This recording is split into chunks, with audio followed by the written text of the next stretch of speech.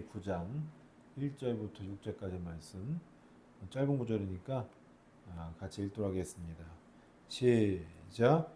여룹바알의 아들 아비멜렉이 세겜에 가서 그의 어머니의 형제에게 이르러 그들과 그의 외조부의 집에 온 가족에게 말하여 이르되, 청하노니 너희는 세겜의 모든 사람들의 귀에 말하라.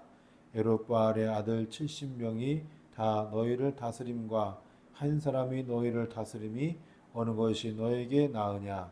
또 나는 너희와 권륙임을 기억하라 하니, 그의 어머니의 형제들이 그를 위하여 이 모든 말을 세겜의 모든 사람들의 귀에 말하매, 그들의 마음이 아비멜렉에게로 기울어서 이르기를, 그는 우리 형제라 하고 바알 브릿 순전에서 은 70개를 내어 그에게 주매, 아비멜렉이 그것으로 방탕하고 견박한 사람들을 사서 자기를 따르게 하고, 오브라에 있는 그의 아버지의 집으로 가서 여룹바알의 아들 곧 자기 형제 70명을 한 바위에 죽였으되, 다만 여룹바알의 막내 아들 요담은 스스로 숨었으므로 남으니라. 세겜의 모든 사람과 밀로 모든 족속이 모여서 세겜에 있는 상수리 나무 기둥 곁에서 아비멜렉을 왕으로 삼으니라. 아멘. 할렐루야. 오늘 이 시간에도 주의 은총이 충만하시기를 주의 이름으로 축복합니다. 자, 우리 함께 하겠습니다. 꽂으시고, 자, 건너가 차지하자. 야, 차지하자. 힘이 없어요. 힘 있게 찾아야지. 자, 그래야 은혜가 있으셔서 여러분의 삶의 지형이 날마다 넓어지시기를 주님의 이름으로 축복합니다. 우리는 지난 시간에 기드온에 대해서 알아보았습니다. 기드온은 말년에 왕처럼 살았습니다. 신명기사가는 왕의 의무에 대해서 말하기를, 아내를 많이 두지 말고 금은보화를 많이 쌓아두지 말라고 했습니다. 이렇게 말한 이유는 교만하지 않도록 하기 위함이고, 또 하나님의 말씀을 좌로나 우로나 치우치지 아니하여서 이스라엘 중에 그의 자손이 왕위에 있는 날이 장구하게 하기 위함이었다는 거예요. 즉 왕이 된 본인도 그렇지만 그의 후손도, 그리고 그의 나라도 든든히 서가는 은혜가 있다는 겁니다. 그러한 이유로 아내를 많이 두지 말고 또 금은보화를 많이 쌓아두지 말라라고 얘기했던 거예요. 그런데 기드온은 그렇지 않았습니다. 스스로 왕이 되고자 했고, 그리하기 위해서 동족을 무참히 짓밟고 학살했습니다. 또한 탈취한 금 귀고리를 빼앗아서 우상을 만들었습니다. 그리하여 온 이스라엘을 타락의 길로 빠지게 했던 겁니다. 이런 기드온 스라의 아들이 71명이 있었습니다. 그중 하나가 기드온의 첩의 아들인 아비멜렉이었던 겁니다. 오늘 사사기 9장은 이 아비멜렉에 관한 이야기입니다. 9장 전체적으로 보면 네 부분으로 나눌 수 있습니다. 1절부터 6절까지는 아비멜렉의 권력 찬탈, 또 7절부터 21절까지는 아비멜렉의 이보 형제인 요담의 우하, 그리고 22절부터 27절까지는 아비멜렉의 죽음, 55절까지는 아비멜렉의 죽음, 또 56절부터 57절까지는 에필로그입니다. 오늘은 1절부터 6절까지로 이 아비멜렉은 외갓집에 가서 어머니와 어머니의 형제들을 설득하여서 이스라엘의 왕으로 등극하는 장면이 소개되고 있습니다. 자, 그런데 문제가 발생합니다. 오늘 말씀을 통해서 우리는 이 아비멜렉에 주는 교훈이 무엇인지 세 가지가 있는데, 그 세 가지를 알아보려고 합니다. 첫째, 지도자의 인격과 리더십 문제입니다. 정치라는 말이 있습니다. 뜻을 풀이하면 나라의 일을 다스리고 바르게 하는 것, 이것이 정치입니다. 자, 그렇게 하려면 지도자에게 요구되는 것은 인격과 리더십입니다. 이 인격과 리더십은 포용력에서 나옵니다. 그렇다고 무조건 다 품어줘야 한다라는 뜻이 아니고, 잘못한 얘기는 그 잘못을 꾸짖고 거기에 합당한 체벌이 있어야 합니다. 잘한 이에게는 거기에 대한 칭찬과 포상이 있어야 합니다. 여기서 중요한 것은 지도자의 사적 감정이 없이 상대방을 대해야 하고 또 그래서 지도자로서의 인격과 리더십에 큰 힘이 나타나도록 해야 한다는 겁니다. 이렇게 되면 상대방과 서로 윈윈하는 그런 경쟁 구도로 잡혀서 앞으로 나아갈 수 있습니다. 반면 지도자 개인의 마음에 안 든다고 상대방을 위험에 빠뜨리고 죽이고 그러면 경쟁이 아니라 그것은 전쟁이 되는 겁니다. 그렇게 되면 나라는 앞으로 나가지 못하고 뒤로 후퇴하게 되고 많은 사람이 다치고 죽는 일이 발생하게 됩니다. 그러니까 포용력 없이 자기를 따르는 사람들만 기용하여서 일을 처리하기 때문에 완전히 어그러지는 거예요. 바로 아비멜렉이 그랬습니다. 그는 아버지 기드온의 다른 아들들과 다르게 신분의 차이가 있었습니다. 자, 이것을 오늘 말씀 2절 통해서 이제 보여주고 있습니다. 2절 한번 볼까요?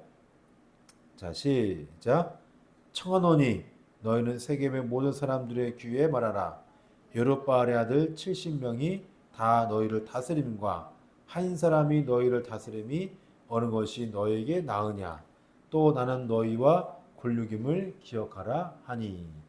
자, 말씀 보면은 여룹바알의 아들 70명이 다 너희를 다스림과 한 사람이 너희를 다스림이 어느 것이 너에게 나으냐라고 묻고 있습니다. 이걸 보면서 이제 정치 제도가 이제 생각나죠. 이제 봉건제로 갈 거냐, 왕정제로 갈 거냐, 뭐 이렇게 나오는 건데 이것으로 보아서 기드온의 70명의 아들들은 나름대로 자신들의 왕국이 있었음을 알 수 있어요. 봉건이에요, 봉건. 한마디로 말하면 봉건이에요. 그런데 아비멜렉에게는 그것이 없었습니다. 자기는 자기에게 주어진 땅이 없었던 거예요. 나라가 없었어요. 지역이 없었던 겁니다. 그러니 이 아비멜렉 입장에서는 시샘이 났던 것이고 자신이 다른 이방 형제들 위해 군림해야겠다는 삐뚤어진 생각, 자존감 낮고 열등감에 사로잡힌 그 생각을 갖게 되었던 겁니다. 그래서 그런 자신의 목표를 이루기 위해서 수단과 방법을 가리지를 않아요. 먼저 그런 외갓집을 이용하여 여론을 조작합니다. 우리나라도 여론 조작하는 거 많죠? 여론 조작을 해요. 자, 1절에 보면은 1절 그의 어머니의 형제에게 이르러 그들과 그의 외조부의 집에 온 가족에게 말하여 이르되 말하는 거야. 말을 집어넣어 주는 거예요. 그러면서 2절과 같이 자신의 목표를 말하고 여론을 조작합니다. 청하노니 너희는 세겜의 모든 사람들의 귀에 뭐하라? 말하라. 여론 조작이에요. 그리고 3절에 보면은 그의 어머니의 형제들이 그를 위하여 이 모든 말을 세겜의 모든 사람들의 귀에 뭐하매? 말하매. 여론 조작입니다. 그러니까 그들의 마음이 누구에게 기울었다? 아비멜렉에게 기울었다. 그러니까 잘 가고 있는 여론을 조작하니까 어떻게 됐어요? 방향이 바뀐 거예요. 우리나라도 많죠, 그런 게. 의도를 갖고 하는 거예요, 의도를 갖고. 그렇게 하니까 세겜의 사람들이 그 아비멜렉에게 이르기를 그는 우리의 뭐하라고? 형제라. 그렇게 얘기하는 거예요. 둘째, 아비멜렉은 자신의 목표를 이루기 위해서 조직폭력배를 조성합니다. 자, 4절에 보면은 두 번째 줄에 방탕하고 견박한 사람들을 사서 자기를 따르게 하고, 그렇죠? 방탕하고 견박한 사람들이 누구겠습니까? 불량배들이잖아요. 조직폭력배. 그리고 이거를 하기 위해서 세겜 사람들이 아비멜렉을 옹호해가지고 돈을 모읍니다. 자, 보니까 뭐예요? 은 70개를 내어 그에게 주매. 아비멜렉이 그것으로 사람을 산 거잖아요. 그렇죠? 은 70개라면은 지금 시세로 가치로 하면은 2,800만 원입니다. 예, 대략 3천만 원 정도 되죠. 그것을 사람을 사가지고 블렘벨 자기 따르는 사람 몇 명 산 거예요. 한마디로 하면 자금을 대준 거고 그것으로 블렘벨 사가지고 못된 짓 하고 하는 겁니다. 예? 이것으로 보면은 아비멜렉이 얼마나 천박하고 수단과 방법을 가리지 않은 인간인지를 알 수 있겠죠. 자, 세 번째, 이복 형제들을 모조리 죽입니다. 오늘 말씀 5절에 보면은 오브라에 있는 그의 아버지의 집으로 가서 여룻바알의 아들 곧 자기 형제 70명을 한 바위 위에서 죽였다라고 되어 있습니다. 아무도 이제 그 계략을 짠 것 같아요. 그래서 한번 와라, 잔치를 하겠다, 뭐 이런 거 하겠죠. 그래서 한 바위 위에서 한 곳에 모이도록 한 거예요. 70명을. 거기서 이 70명을 모조리 죽여요. 근데 운 좋게 여룻바알의 아들, 막내 아들 요담은 숨었어요. 숨었어. 네? 전 이거 보면서 세조 생각났어요. 네? 김종서가 세조를 죽이려고 하니까 다 궁으로 불렀잖아요. 그때 세조가 가다가 궁궐 입장을 하는데 뭐가 낌새가 이상하잖아. 그러니까 아이고 왜 해가지고 화장실 간다고 갔다가 모면했잖아요. 그 생각 나더라고. 네? 어쨌든 이렇게 아비멜렉이 이복 형제들을 다 죽였어요. 이거 보면서 인정사정 볼 거 없는 그런 냉혈한 인간임을 우리가 알 수 있는 겁니다. 아비멜렉의 이런 행태를 보면 지금의 정치와 다를 바가 없죠. 정치가 아니라 상대방을 죽이는 형세입니다. 제가 첫 시간부터 말씀드렸는데 사사기는요 지금 정치적인 제도를 얘기하는 거예요. 사사가 뭐 이스라엘 백성들이 뭐 말 잘 들었다 안 들었다 이것도 있지만은 그 사사의 전체 내용을 보면 정치 제도를 얘기하고 있더라고요. 그러니까 이게 정치가 아니라 상대방을 죽이는 거예요. 자신의 목표를 이루기 위해 수단과 방법을 가리지 않는 파렴치한 인간의 모습을 이 아비멜렉을 통해 보게 되었습니다. 이런 사람이 지도자 되면 그 나라가 어떻게 되겠습니까? 파국입니다. 파멸이에요. 근데 이것이 나라만 그렇겠습니까? 가정도 그렇고 교회도 그렇습니다. 그러므로 우리는 이 오늘 말씀을 통해서 우리 자신을 되돌아봐야 합니다. 나는 과연 나의 목표를 이루기 위해 혹은 나의 이익을 위해 가정, 교회, 나라를 이용하고 있지 않은지. 희생 없이 얻어지는 것은 사실 아무것도 없습니다. 또한 누군가의 희생과 섬김이 있었기에 지금의 자리가 있는 것이고, 지금의 가정이 있는 것이고, 지금의 교회가 있는 것이고, 지금의 나라가 있는 것입니다. 그래서 우리가 6월달을 국가적으로 무슨 달이라고 해요? 보훈의 달이라고 하잖아요. 나라의 희생자를 위해서 그 사람들의 넋을 위해서 위로하잖아요. 똑같은 거예요. 가정도 교회도 마찬가지입니다. 그게 왜냐하면 그게 가치가 있기 때문에 그럽니다. 가치가. 그 기본적인 가치를 이게 세워지기 때문에 우리 거기에 희생이 있는 거예요. 바라기는 여러분도 그 가치에 또 희생할 수 있기를 주님 이름으로 축복합니다. 두 번째, 혈연, 학연, 지연이 아닌 능력으로 지도자를 선출해야 합니다. 어디나 마찬가지겠습니다만 혈연, 학연, 지연으로 사람을 선출합니다. 제가 교회 오기 전에 잠깐 뉴스를 보니까 비서실장이 국정 2기를 맞이해서 새로 인사를 뽑더라고요. 어떻게 뽑는지 모르겠지만 하여튼 이번 정부를 보니까 능력으로 많이 뽑는 것 같아요. 능력으로. 그런데 안 그런 때가 있었죠. 또 안 그런 부서가 또 있어요. 국가의 어떤 부서는 특정 학교 출신을 대거 선발합니다. 대거 선발해요. 특히 국방부 같은 경우는 육사를 많이 뽑잖아요. 그리고 뭘 해도 육사 출신들은 진급 바르고. 그렇죠? 또 어떤 기업은 특정 학교 출신을 대거 선출합니다. 스카이를 대거 선출해요. 그들만 승진해요. 어떤 교파는 특정 학교 출신을 대거 선출합니다.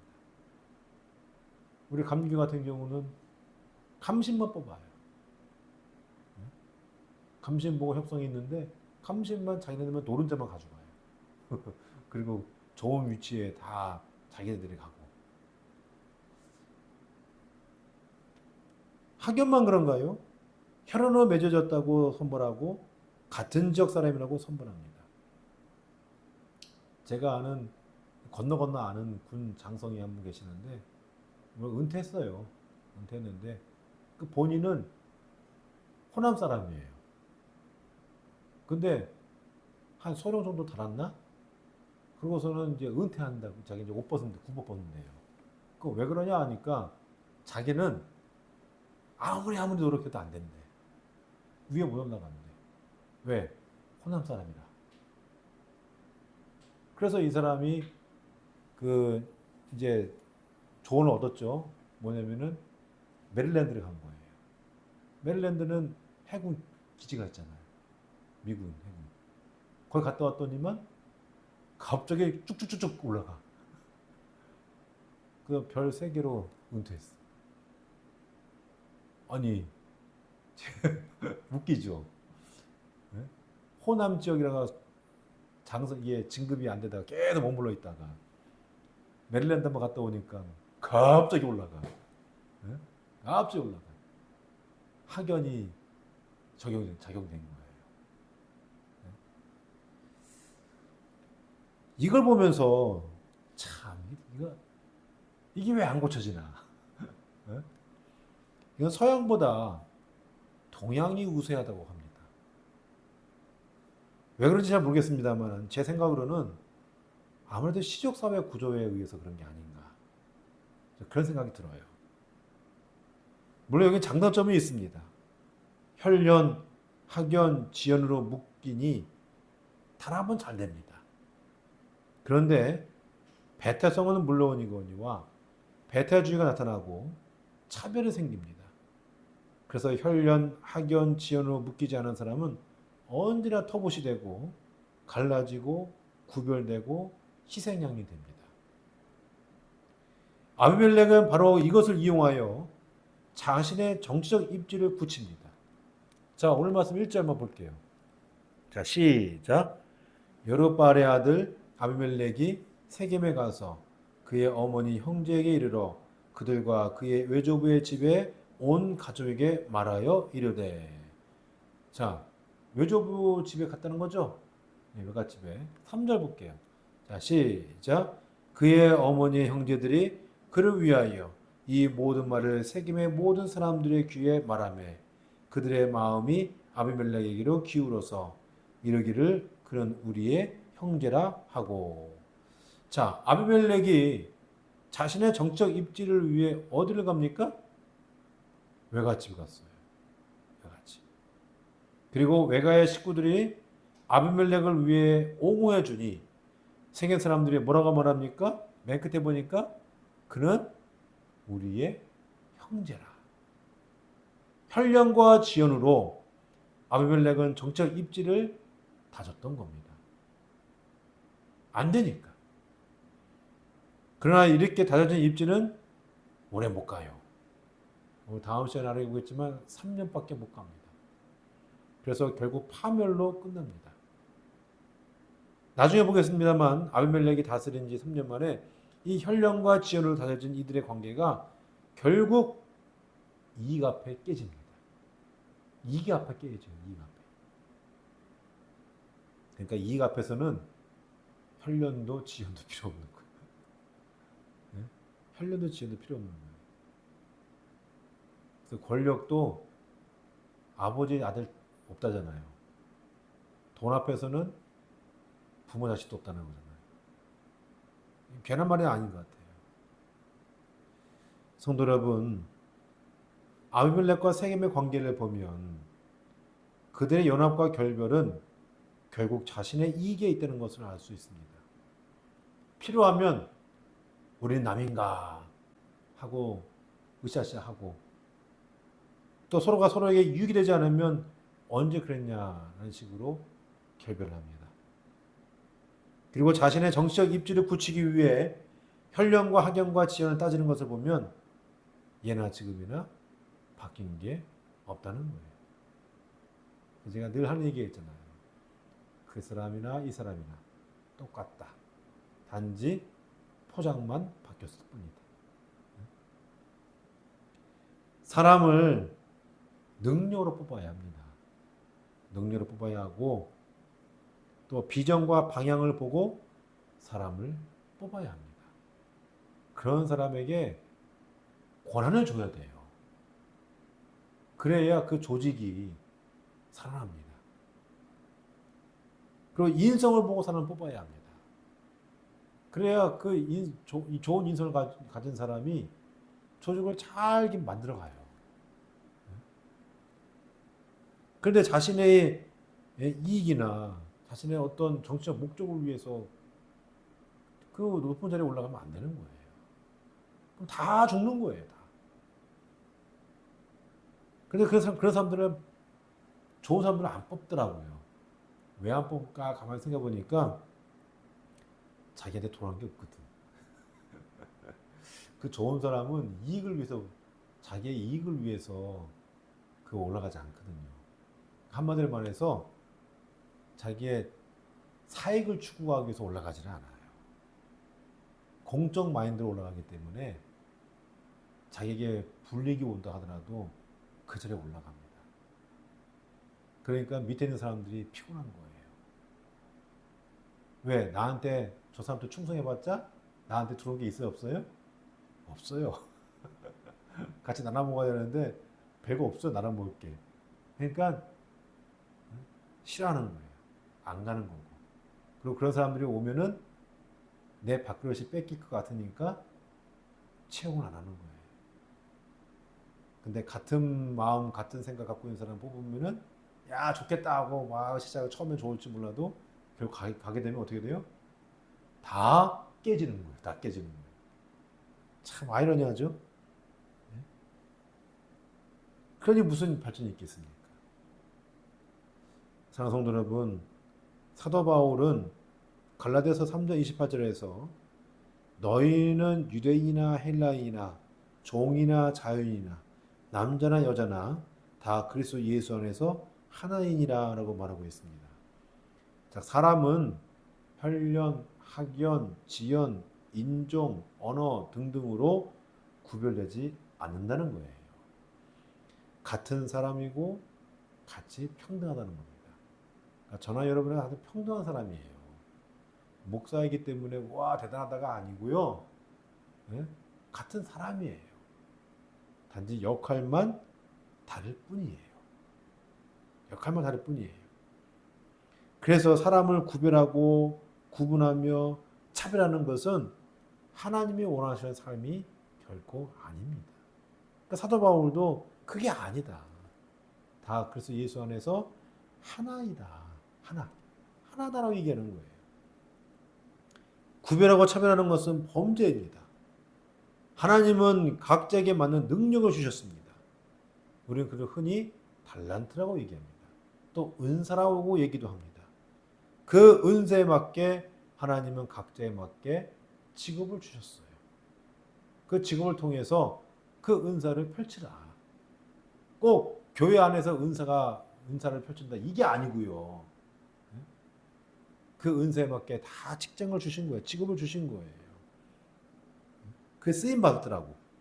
그래서 모든 사람들은 다 뭐라고 얘기하는 거예요? 사제다. 제사장이다. 목사다라고 얘기하는 거예요. 그래서 마틴 루터가 만인사제설을 얘기하잖아요. 그래서 다 같은 만인사제설이다 그래가지고 나도 목사처럼 할 거야 이게 아니고요. 목사처럼 비켜 내가 설교할 거야 이게 아니고요. 예? 그건 저에게 주어진 권한인 거고. 사람은 평등하다는 얘기입니다. 평등. 역할이 있다는 얘기예요. 각자. 그리고 그걸 가지고 좀 더 나은 세상을 만들기 위해서 거기에 맞는 사람을 뽑으라는 얘기예요. 혈연, 학연, 지연 그것을 사람을 선출해봤자 아무런 유익이 없습니다. 그 조직은 망해요. 결국은. 결끝이 망하더라고요. 근데 꼭 그 파멸의 길로 갑니다. 사람이.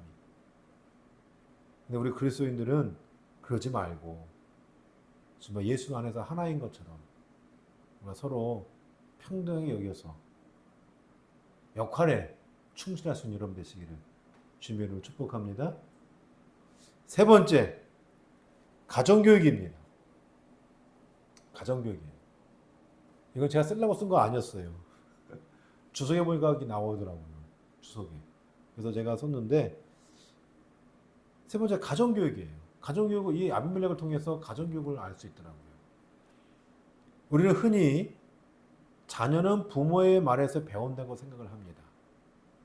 그래서 부모는 자녀에게 이렇게 하라, 저렇게 하라 가르치고 지시합니다. 저도 그래요. 물론 그렇게도 해야 합니다. 그러나 부모의 말로써 자녀들을 가르치면 그 순간 자녀들이 마지 못해서 행동하지만 결국 도루묵이더라고요.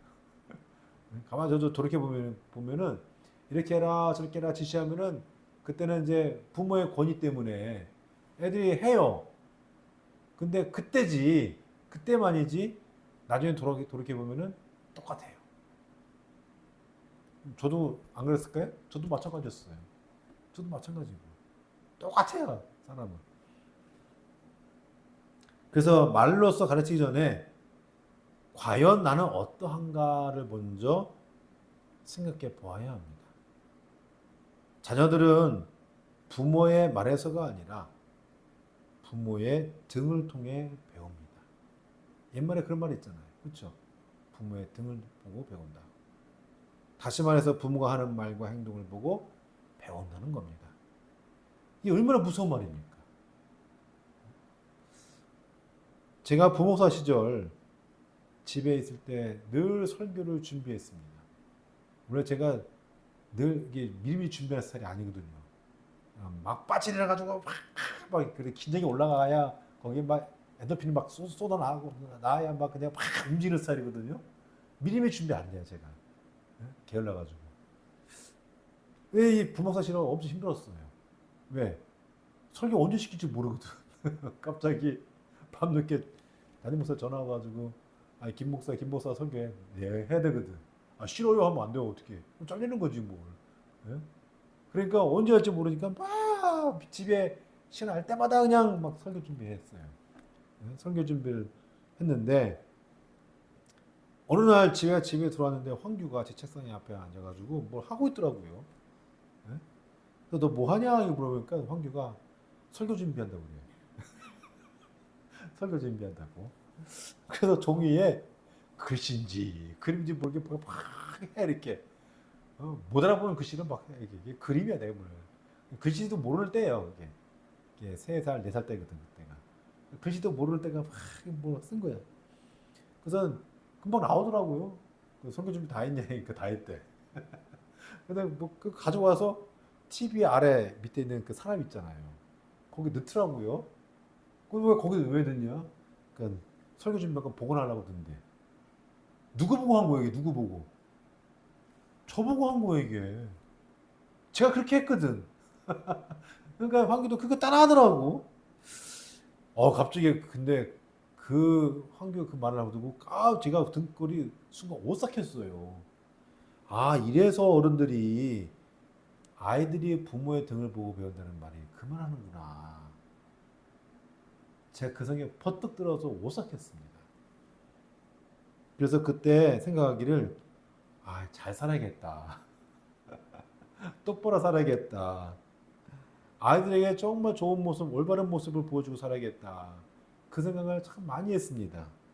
자, 그런데 그게 되나요, 그게? 그게 돼요? 안 돼요. 그게 안 돼.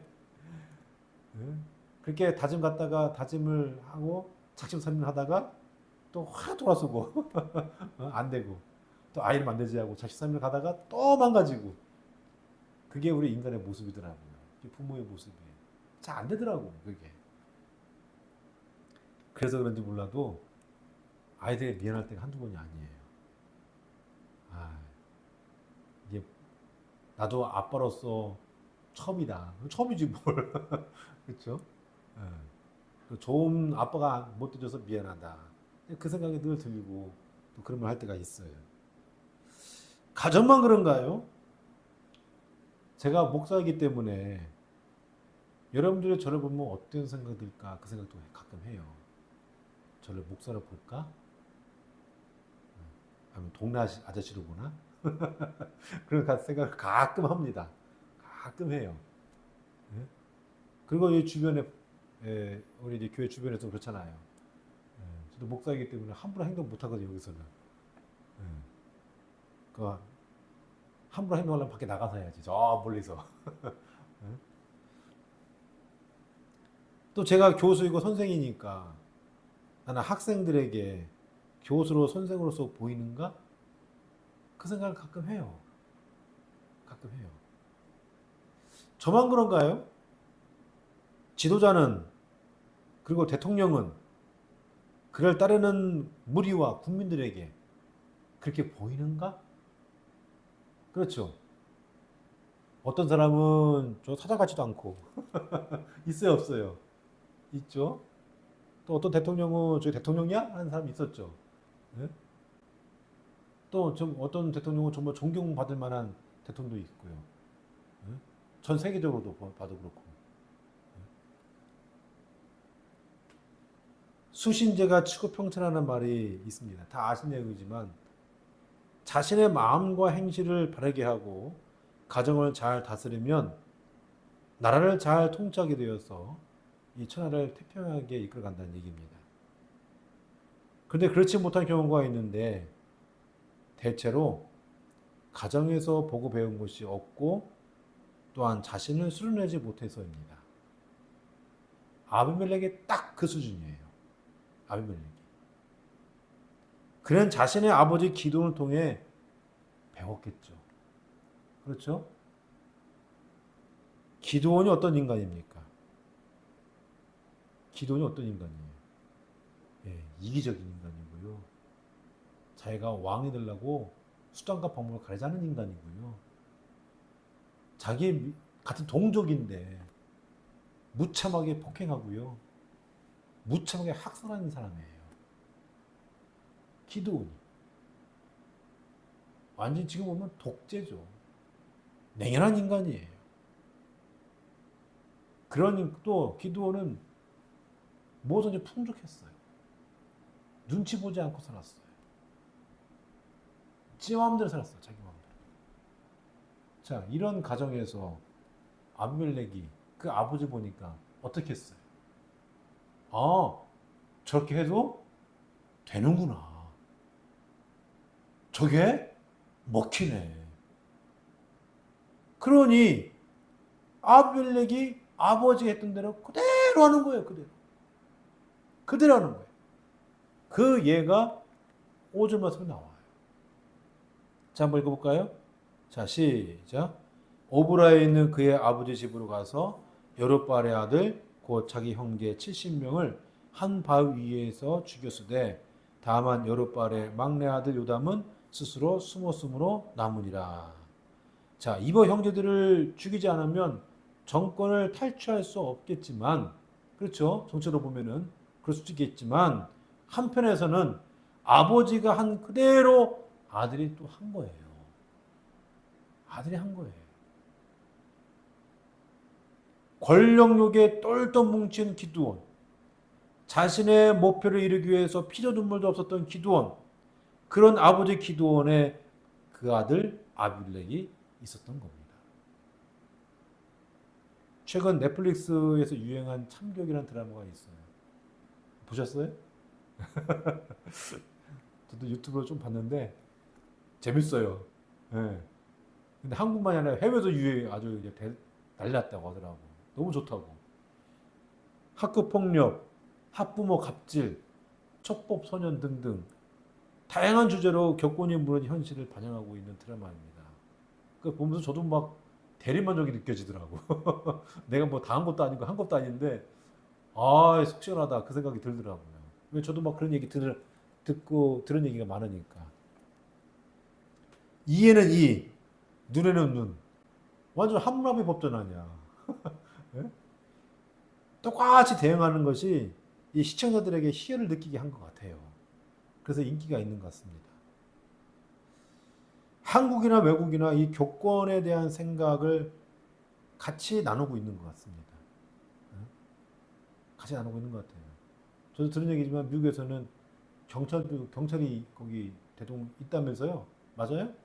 경찰을 아예 담당하는 경찰이 있다 하더라고요. 얼마큼 심하면? 예? 더군다나 거기는 총기도 다루잖아. 오면 무서워. 예? 우리는 총기도 없지. 그나마 다행인 게. 예? 어찌 보면 그것 좀 필요한 것 같기도 해요. 너무 심하니까. 왜 선생님들이 사실 이렇게 된 거는 선생님들이 제가 어렸을 때 학교 다닐 때 맞고 다녔거든 학교를. 선생님들한테. 네. 예를 들어서 제가 아직도 기억나는 게 있어요. 생물 시간인데 제가 생물 좋아하거든요. 근데 조금 싫어진 이유가 뭐냐면 생물 시간인데 다 책상 위로 다 올라가래. 말 안 들었다고. 뭔지 기억이 안 나. 근데 책상에 다 올라갔어. 근데 그 70명이 우리 한 반에 70명이 있었거든요. 애들도 많았어. 그 70명이 다 의자 들고 책상 위에 올라갔어요. 무릎 꿇고 올라갔어. 쌤무선생님 거기다 여기를 그냥 탁 때리는데 세 대씩 와 미치겠어요. 그리고서 생문 선생이 영어로 뭐라고 얘기했어. 그걸 따라하래. 기억도 안 나. 생문신도 왜 영어로 왜 배워? 그렇게 때리니까 그의 반작용으로 이제 선생이 체벌을 못하게 만든 거잖아요. 근데 체벌을 못하게 만들었다 보니까 애들 학생들 인권도 있고 그러니까. 근데 이게 또 심하니까 지금 어떻게 돼요, 지금? 선생이 오히려 피해를 입고, 어? 선생이 맞고, 선생이 고소고발당하고, 또 선생이 또 죽고, 또 선생님 그만두겠다고 하고. 반작용이에요, 반작용. 그러니까 또 이게 지금 넷플릭스 참교육이 또 인기를 끈 것은 거기에 대한 반작용으로 나온 거잖아요, 또 이게. 뭐든지 중도가 없어요. 그렇죠? 중도가 없어. 근데 결국 이걸 보면은 누구 탓이겠어요? 부모 탓이요. 저 어렸을 때 학교에 맞고 들어오면요, 오히려 부모가 좋아했어요. 부모가 좋아했어요. 고맙다고 인사했어요. 자기가 똑바로 가르치지 못해서 선생님 대신 때려줬다고. 고맙다고 했어. 지금은 어떻게 해요? 부모 탓이요. 다 그런 건 아니겠지만 문제 있는 학생을 보면 그 부모는 꼭 문제 있는 부모더라고. 다 그런 건 아니겠지만 부모 탓이더라고. 이게 드라마만 봐도. 사랑하는 여러분, 여러분들은 어떠하십니까? 부모로서 자녀들에게 올바른 모습을 보여 올바른 전인적 자녀를 형성화시킨다는 것은 참 어려운 문제입니다. 살면서 잘못된 모습을 보일 수도 있고 부모로서 자신의 약점을 알기에 저도 제 약점을 알거든요. 싫은 모습이 있거든요. 근데 그게 애들한테 또 어느 순간 나오거든요. 그게. 그러니까 그래서 그런지 몰라도 이 가정교육에 대해서는 다 함구하고 있는 것 같아요. 말을 못하는 것 같아요. 그러니까 남의 자식이 이렇게 했다고 해서 막 뭐라 말 못하는 거고, 내 자식이 이렇게 했다고 해서 말 못하는 것 같아요. 그래서 못하는 것 같아요. 중요한 것은 이것입니다. 자신의 잘못을 남에게 찾지 말고 스스로에게서 원인을 찾아서 성찰 내성을 해야 합니다. 자신을 살펴봐야 돼요. 살펴봐야 돼요. 그리고 타산지석도 해봐야 돼요. 남을 통해서 내 자신은 어떤가 또 뒤돌아봐야 합니다. 그리고 우리 믿음의 사람들에게 더 중요한 것은 자녀를 위해서 끊임없이 기도해야 한다는 겁니다. 할렐루야. 그래야 되는 거예요. 다른 게 없더라고요. 사랑하는 성도 여러분, 가정은 우리가 만들고 싶다고 만드는 것이 아닙니다. 하나님이 허락하셔야 만들어지는 거예요. 우리 주영재 내년에 결혼하는데 남녀가 좋아서 결혼한다고 다 만들어진 게 아니더라고요. 그러니까 하나님이 배필을 주신 거예요. 할렐루야. 지금 다 우리도 마찬가지입니다. 가정은 인간 사회에서 가장 작은 단위의 사회입니다. 그 속에서 하나님의 사랑과 뜻과 질서가 세워지도록 서로 노력해야 합니다. 근데 저도 잘 못해요. 근데 저도 솔직히 말하면 저도 잘 못해요. 근데 그게 가정을 주신 하나님의 목적이에요. 그리야 할 때 자녀는 부모의 그러한 모습을 보고 배웁니다. 그리고 스스로도 우리 부모는 이런 부분이구나. 내가 고쳐야 될 부분이 이런 거구나. 내가 더 발전할 부분이 이거구나. 이걸 배워나가는 거예요. 저도 우리 아이들한테 그런 얘기를 해요. 아빠로서 부족한 부분이 많다. 근데 그 부족한 거, 잘못된 부분을 보고 배우지 말고 그걸 고치도록 노력해라. 저도 은연중에 제가 잘못된 부분 나올 수 있잖아요. 그걸 보고 배우지 말고 더 나은 부분으로 너희들이 스스로 생각해서 발전시켜라. 제가 가끔 그 얘기를 해요. 그렇게 해야 전인적 인격자로서 성장할 수 있어요. 그리고 믿음의 사람으로서 성장할 수 있는 거예요. 바람 여러분도 그리할 수 있기를 주님의 이름으로 축복합니다. 말씀 맺고자 합니다. 오늘 우리는 기도원의 서자 이 아비멜렉을 통해 이 세 가지의 교훈을 배웠습니다. 그리스 철학자 플라톤이 국가라는 책에서 이런 얘기를 했어요. 정치에 무관심하면 가장 죄열한 인간에게 지배받게 된다. 맞더라고요. 이 플라톤이 그 말 한 이유가 있을 거 아니에요. 자기 시대에서 그랬고, 자기 이전 시대도 그렇고, 또 2000년의 역사를 지금 쭉 둘러봐도, 이 플라톤의 기점에서 그 2000년 역사를 둘러봐도 맞잖아요. 국민이 정치에 무관심하면 가장 저열한 인간에게 지배를 받게 됩니다. 이것은 국민의 수준과 지도자의 수준이 같다는 것을 뜻합니다.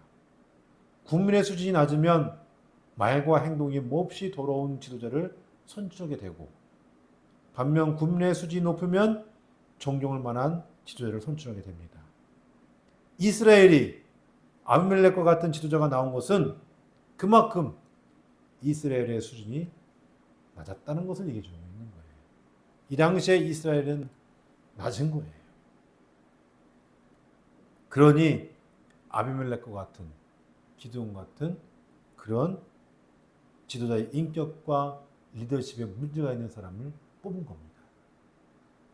그런데 그것만입니까? 혈연, 학연, 지연으로 묶인 공동체는 조직을 와해시키는 요인 중 하나입니다. 사람은 평등한데 혈연, 학연, 지연으로 구분하고 차별합니다. 그러다 자신의 이익에 반하면 싸웁니다. 그러니 조직이 무너집니다. 아비멜렉이 그랬어요. 이 모든 것이 결국 어디서 나왔나 생각해 보면 대체로 가정교육입니다. 자녀는 부모의 말에서 배우지 않고 부모의 등을 통해서 배웁니다. 누구나 자녀가 잘 되기를 바라고 성공하기를 원하며 올바로 성장하고 잘 살기를 바랍니다. 그러면 부모가 그렇게 살아야 합니다. 자녀에게 요구할 것이 아니라 물론 요구도 해야겠습니다만 요구하기 전에 부모가 그렇게 살도록 노력을 해야 합니다. 그리고 우리 믿음의 식구들은 신앙인으로서 올바른 모습과 더불어 신앙의 모습도 보여야 합니다. 그래야 할 때 우리 자녀는 믿음 아래서 올바로 성장할 수가 있습니다.